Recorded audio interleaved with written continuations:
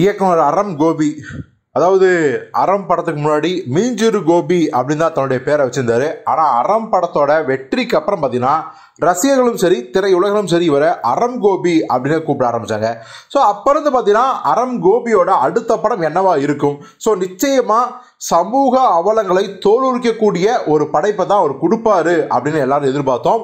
அதற்கான முயற்சிகளையும் அவர் இயங்கினார்.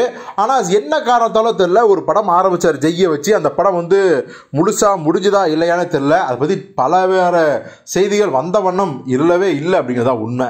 அதுக்கப்புறம் தான் தெரிஞ்சுது அவர் வெற்றிமாறன் தயாரிப்பில் ஆண்ட்ரியா வச்சு மனுஷி அப்படிங்கிற ஒரு செம்ம படத்தை எடுத்துருக்காரு அப்படின்னு.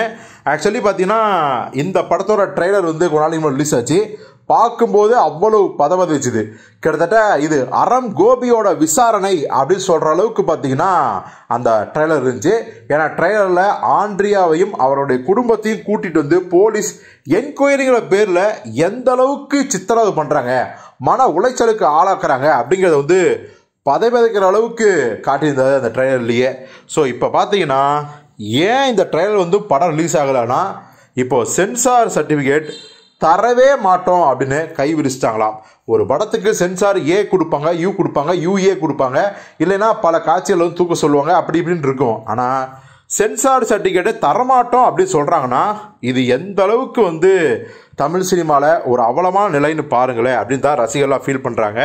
ஸோ சென்சார் சர்டிஃபிகேட் ஏன் தரமாட்டுறாங்க அப்படின்னா, ஆளுங்கட்சியை விமர்சிச்சிருக்காரோ கோபி, இந்த சமூக அவலங்களை தோலுரிப்பது தானே அவருடைய வேலை ஒரு படைப்பாளியா. ஆனால் அதை புரிஞ்சிக்காம நம்மளை காயப்படுத்துகிறாங்களே, நம்மளை தாக்குறாங்களே அப்படின்னு இந்த சிஸ்டமே எல்லாம் ஒன்று கூடி அந்த படத்தை முடக்கிறது கொஞ்சம் கூட நியாயமே இல்லை அப்படின்னு தான் ரசிகர்கள்லாம் சொல்கிறாங்க. ஸோ சென்சார் சர்டிஃபிகேட் தரல அப்படின்னா இந்த படம் அப்படியே முடங்கி போகக்கூடிய அபாயம் இருக்குது. யாராவது நிச்சயமாக இதற்கு ஒரு ஸ்டெப் எடுத்து இந்த படம் சென்சார் ஆகி படம் ரிலீஸ் ஆகணும், அதற்கு என்னென்ன ஸ்டெப் எடுக்கணுமோ அதை எடுத்தே ஆக வேண்டிய கட்டாயத்தில் இருக்காங்க.